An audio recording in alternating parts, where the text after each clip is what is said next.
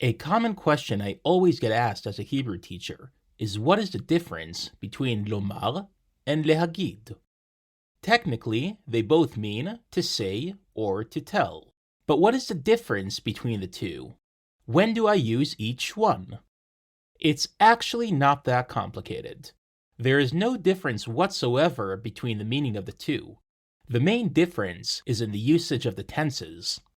In modern Hebrew, we will use Lomar in the past, present, and conditional tenses, while we will use LeHagid in the future tense and when using the imperative. Let's look at some examples.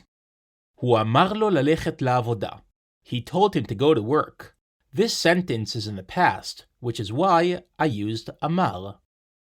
הייתי אומרת להם לקנות כרטיסים למסיבה. I would have told them to buy tickets for the party. This is a conditional sentence. Therefore, I used אומרת. אני אומר לאשתי שאני אוהב אותה. I tell my wife I love her. This sentence is in the present, which is why I'm saying אומר. אני אגיד לה מחר. I will tell her tomorrow.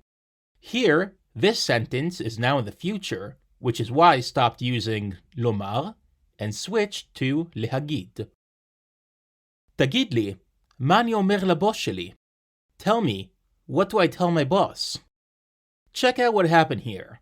In this sentence, I used תגיד as the imperative, but then, in the same sentence, I switched to אומר, as now I'm speaking in the present form. Isn't that cool?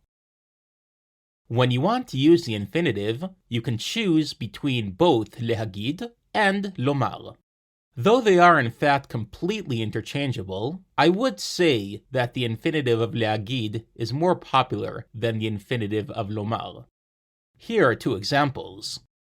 אני רוצה להגיד לך שאני חושב שאתה צודק. I want to tell you that I think you're right.